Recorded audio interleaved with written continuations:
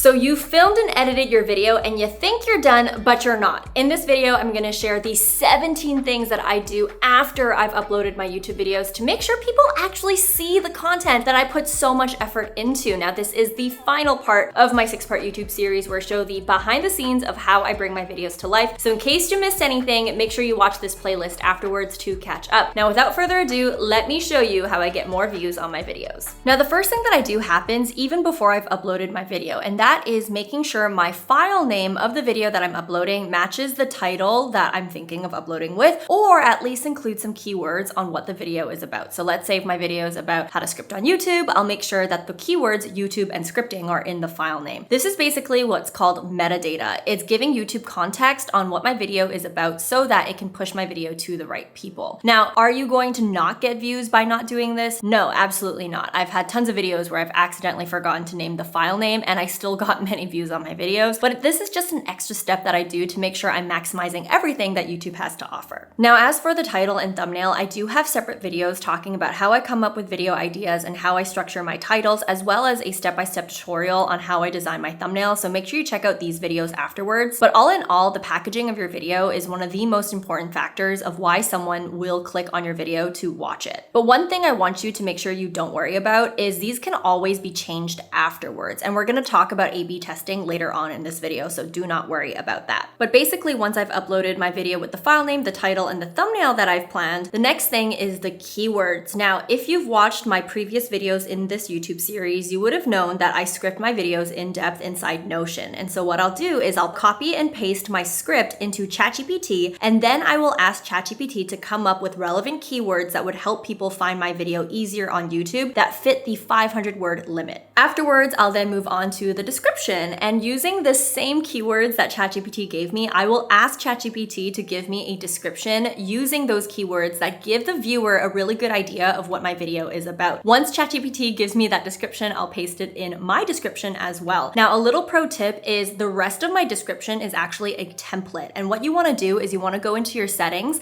click upload defaults, and then put a template of what you want your description to usually be like. This is where I'll put general affiliate links, my socials, all those things like that. And so that makes sure that every time I upload a video, I don't have to rewrite that part of the description, and it's a template that's automatically always going to be there. Now, of course, in every video, I might say some one-off call to action or one-off affiliate link or one-off resource. And so in the description, I will add those one-off resources as well, depending on the video. Now, by adding these keywords in the title, in the file name, in the keyword section, in the description, again, this is all data that I'm giving to YouTube so that it can properly categorize my video and show it to the right people in the algorithm. But another great way to add keywords is the chapters. And so how I add my chapters is I use TubeBuddy. And by the way, if you want 20% off any plan on TubeBuddy, make sure you use the code Vanessa's Buddy to get that 20% off. Totally worth it. But anyways, I use the TubeBuddy feature to write my captions. So what it does is when I click into the feature, I'm able to add my chapters while watching the video. And usually I will watch my video at 2x speed while adding all of the chapters inside. What I have found is chapters are a really great way to add keywords, to really give more context to YouTube on what your video is about. And I also found that most viewers do prefer having chapters, and it enhances the viewing experience. Now, once you've done all the chapters, all you have to do is copy to clipboard, and then you can paste it into the description of your video. Now, it has to be pasted into the description in order for the chapters to actually show up when people are watching your video. Now, at the same time, while I'm watching the video at 2x speed doing my chapters, I'm also keeping track on whether or not I've mentioned other videos of mine in that particular video so that I can keep track on when to put the video cards in. Now, video cards are the little pop-ups that show up on the top right of watching a YouTube video, and usually people can click on that and it will lead them to another video that you might be referring to. So when I'm doing my chapters, I like to kill two birds with one stone and basically do both at the same time. Now, if there are cards that I need to add, then I'll just head over to the card section and then add those cards at those specific timestamps that I've taken note of. Next is the end screen. So in this video, I talked about the importance of being very specific on which video you want your viewer to watch next after the video is done. And so for example, if I'm doing a video about scripting on YouTube, then in the last 30 seconds of the video, I'm gonna say, hey, if you like this video about scripting, then make sure you watch this video where I talk about how to film your videos.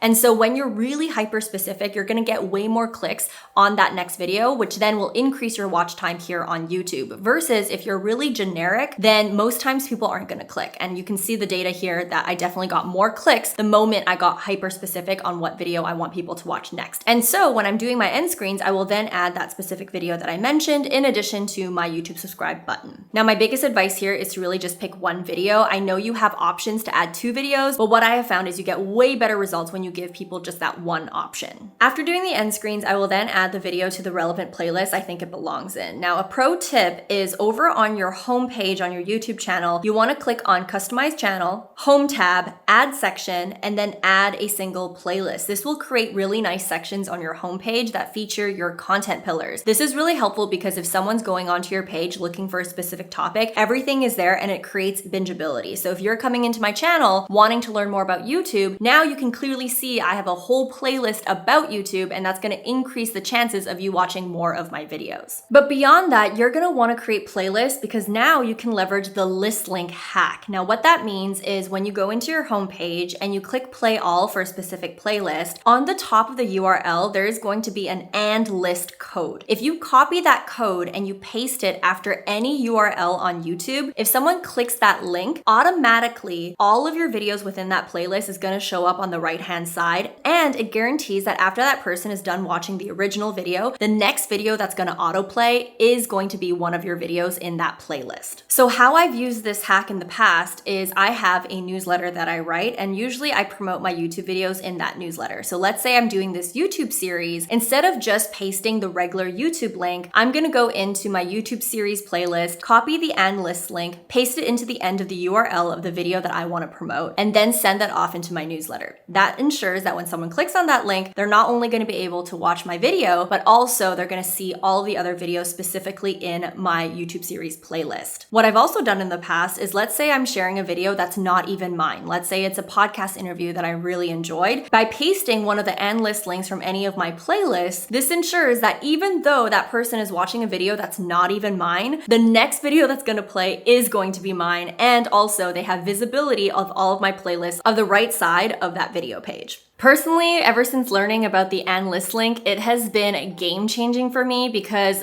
a lot of people actually just leave their YouTube on, and so this is a really great way to get free views, but it's also a really great way to just earn more visibility on the other videos that you've created. Now, once I've added my video to the right playlist, the next thing that I do is I write a pinned comment. Now, this is important because you want to stimulate engagement in your community, and usually the first 24 hours of your video being uploaded is really crucial to make sure that the algorithm knows that this video is gaining a lot of traction. And so I will always put a call to action or a question to stimulate conversation in the comment section. Now, you want to make sure that you do this while your video is unlisted, because I believe that if your video is set to private, you're not going to be able to do this. I always do this before I even schedule my videos. Once I've added my pinned comment, now my video is ready to schedule. And so then I will just schedule my video and then move on to the next thing that I do, which is go over to the community tab. Now, in my video where I talked about how I edit my videos and how I repurpose my long form to short form and how I create GIFs, I will then use the community tab, upload the GIF that I've created that's related to the video, and then share a short blurb on what my video is about to entice people to click. I will then also paste the link to my video. Now, I am doing this before my video is actually live because I do not want to be waking up at 6 a.m. doing all this stuff. And so I will then schedule my community post to go out. I usually schedule it 15 minutes after my video is uploaded. I don't know why I do this. I think it's just to make sure that there's a buffer, and if there's anything wrong with my original upload, then at least I can fix it before my community post goes out. Now, at this point of the video, you probably think I'm done, but I am not, because the next step is I go to my favorite tool right now, which is YT Open App. What YT Open App is it basically creates deep links. So when someone clicks on that link on mobile, it's going to automatically open that video in the YouTube app. Whereas if you were using the regular YouTube link and you paste it in your Instagram stories or your link in bio, if someone clicks on it, it just opens up in the web browser and they have to take that extra step to open it in app. And I just find it to be more friction. And so to create a more frictionless process, I use YT Open App to create a smart link. So what I do is I click on smart link, I paste my YouTube URL, and then afterwards I will click the edit button.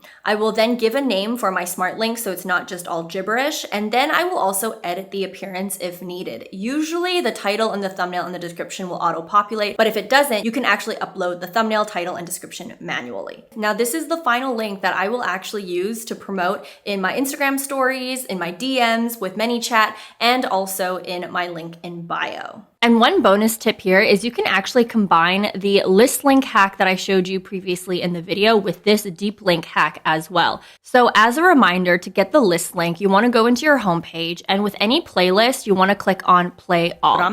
And then you're going to want to copy this and list code. Then let's say I want to promote this video, which is how to film YouTube videos, and I want it so that when people click on my link that I share with them on mobile, it's going to be using the and list hack. I'm going to make sure that I delete anything that is not the main YouTube link. And then I'm going to paste that and list code that we just copied.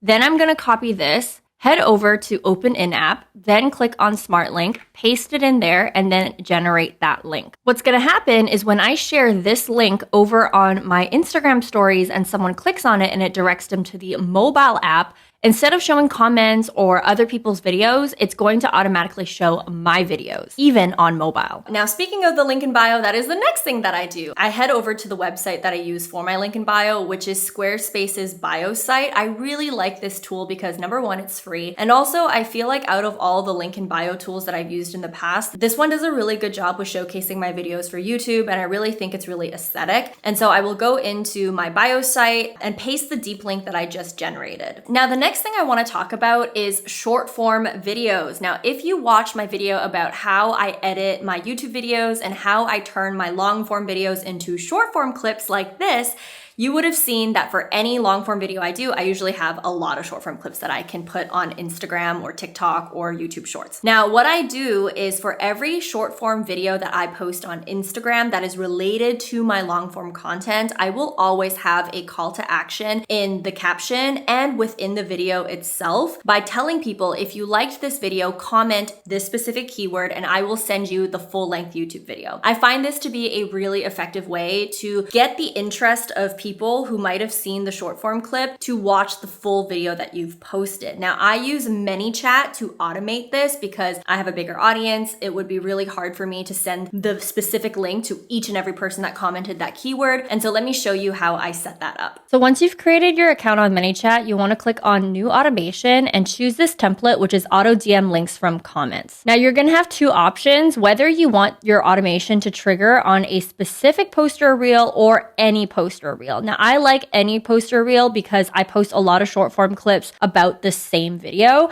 And so this is more effective for me. Now, the next step is to choose the specific keyword that you want to trigger the automation. Now, in this specific case, I want to promote this video, which is 13 Secrets to Content Creation. If you were someone who is a beginner to ManyChat, you might choose the keyword secrets or content creation. But the problem is that people in general write those words anyways. And so there might be a chance that someone might write secrets or content creation in a totally unrelated post. And then it's going to trigger this automation that they didn't necessarily ask for. And so you kind of want to choose a keyword that's specific enough so that people aren't commenting that word in general, other than wanting this specific trigger to happen. And so in my case, I'm going to choose YT secrets because not a lot of people are ever going to comment YT secrets on my other posts. Next, you want to decide what the copy is going to be when you first DM them. In my case, I like to remind people as to why I'm DMing them in the first place. So I'll remind them that, hey, thanks for commenting YT secrets on my post. Here's a link to the full video where I talk about the 13 things I wish I knew sooner about content creation. These things would have prevented me from burning down my 7-creator business. And then I make it really clear that they need to click this button in order for me to send the video. As of recently, I think ManyChat updated their policies so that there has to be a double opt-in. And so I'll write, just click the button below and I'll send you the video. Then down below, you're then going to want to write a follow-up DM that's going to actually have the link to your video. And so in my case, I'm just going to put, here's a link to the full video and remind them again that they need to click the button. Then I'm going to add the link. As you guys know, I use YT Open App to create deep links on mobile. And if you guys somehow skipped to this part of the video and you didn't watch the full video, make sure you check out the chapters where I talk all about how and why I create deep links. But anyways, I'm going to paste my YT Open App in here that's going to open up my video. And then I'm going to label the button. In my case, I just labeled it watch video here. And then you're done. But what what I also like to do is I like to automate the public reply to the keyword when they post on my comment section. That way it confirms to people that I'm going to be sending them the video via DM. Now, ManyChat already has 3 templates there, but you can always change this. What this basically means is that it's going to rotate between these 3 responses so that it doesn't look too obvious that you're using a bot. Now, for me, I'm pretty transparent with my audience that it is a bot. Just because of the audience size, there is no way that I'm going to be able to send a DM to hundreds of people every time I post a short form video. But again, these are things that you can always change according to your brand voice. Once that's all done, I'm then going to click go live. And so here as a test, you can see that I commented YT secrets and I responded link sent to your DMs. Did you get it?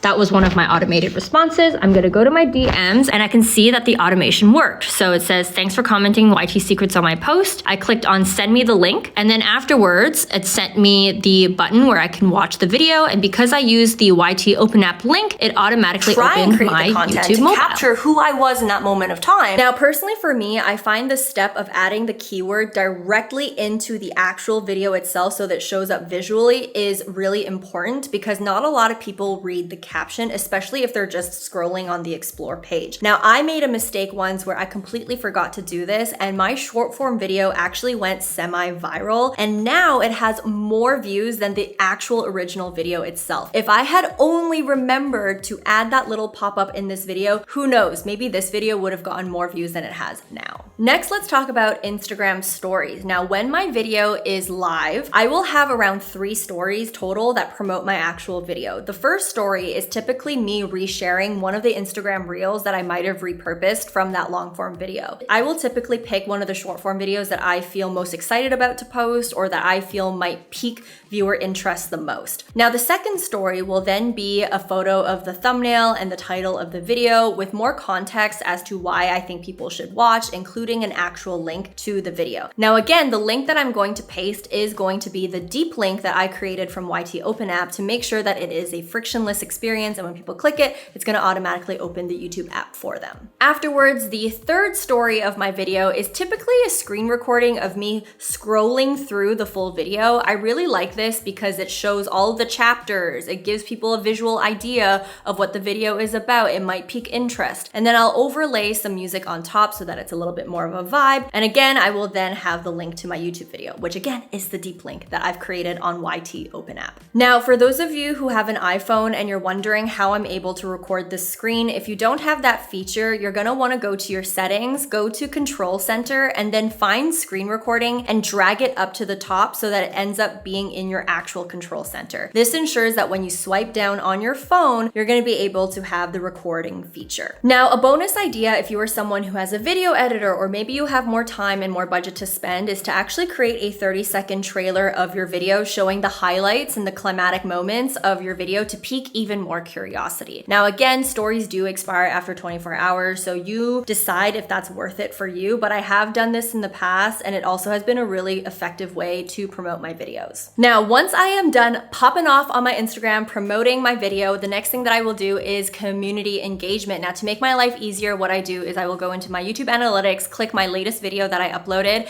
and then I will click on comments. This allows me to really zone in on the new comments that are on my actual video. And I love how YouTube really organizes it for me and shows me what I haven't responded to yet and what I've already responded to or who has a question. And so this allows you to prioritize certain comments. Now, this is really important because number one, you want to feel really connected to your work. And the best way to do that is to actually talk to the people that support and watch your videos, which by the way, thank you guys so much for leaving comments on my videos. And then also it's a really great way to get feedback on your video and even get content ideas for future videos. Beyond that, by showing interaction in the comment section, especially in the first 24 hours of your video, it does help the algorithm recognize that, hey, this video is getting a lot of engagement, so let's push it out more in the algorithm. Now, once I'm done dedicating hours to community engagement, and by the way, community engagement hours really depends on how many views you get on the video, how many comments you actually get. But for me, community engagement is pretty much like the whole day. But after I'm done community engagement, when I have some time, I will then mass schedule shorts. So for every long form video, I typically have 10 to 20 short form videos that I can then use. And so when it comes to YouTube Shorts, I will sit down and I will spend time to mass schedule all of them. And the key here is when I'm scheduling them, I will make sure that my shorts link back to my long form videos. And you do this by clicking the related video option. This ensures that when someone's watching your YouTube short, they're gonna be able to be easily redirected to the long form video that short form video came from, and that's gonna increase the amount of views that you get on that video. Now, after a few days of my video being out, maybe like 3 to 4 days, I have a really good idea of whether this video is performing average, below average, or above average to what I usually do on my channel. Now, if I notice that something is really below average, maybe the click-through rate is not as high as what I typically get, I will then consider A/B testing. Now, I personally A/B test using TubeBuddy with its Legend license, and I do understand that on YouTube, you can actually A/B test thumbnails for free. But what I like about TubeBuddy is I can also A/B test the title. Now, when I do A/B testing, I never A/B test multiple things at once. You want to focus on one thing at a time. So if you are A/B testing thumbnail, then you just want to focus on A/B testing thumbnail and not necessarily do title and thumbnail. Or let's say you just want to do title, then you just want to focus on title. And so if I'm noticing that my videos are underperforming, I will then decide, do I think it's the title that could use some work, or do I think it's the thumbnail that I could use some work? Now, regardless of what it is, I will then use TubeBuddy to A/B test what I think needs to change. So to give you an example, this video was posted about 3 days ago, and it is not performing the way that I had hoped compared to the average of my channel. You can see that the views are down, the click-through rate is down, and then the average view duration is down as well. And so the only thing that I can really control is the packaging of this video at this point. And so when I go into the actual video, when you have the TubeBuddy plugin, you're gonna get these options here. So I'm going to A/B test this video to improve the performance by clicking on Test Alternative. For me personally, I have a feeling it might be the title. And so I'm going to click on Title and then click Next. I'm going to test until it reaches statistical significance, but that requires 1,000 views on the video. So if you're someone that has a smaller channel, I wouldn't recommend this option. If you want to get results faster, I would actually recommend maybe doing it for 14 days instead. Now for me, because I think I might have the traffic to be able to pull this off, I'm going to click on this option right here. Then I hit Next. I'm going to measure the success based on the click-through rate and how many people are actually clicking the video, because this is what I want to improve. Now, TubeBuddy is going to generate suggestions for me, but I actually went ahead on ChatGPT to ask for better alternatives to this title by asking questions like, what title could appeal to beginner YouTubers looking to improve their thumbnail, because that's what the video is about, and other questions like, what title would make viewers feel like they're getting insider secrets about thumbnails, or can you suggest intriguing video titles that spark curiosity about thumbnails? And so based on these options, I'm going to choose the one that I want to test. Now, for me, historically on my channel, titles that have the word how to in it do typically well, and so I'm going to choose this option right here to test. I'm then going to put this title as what I want to test, and then I'm going to click on Start Test. And that's it. That's all you have to do. And what's going to happen is when the test is done, TubeBuddy will send you an email to let you know. You're then going to be able to go into the TubeBuddy homepage and then see the result of your A/B test. As you can see, I have another video where I'm A/B testing that's still in progress, where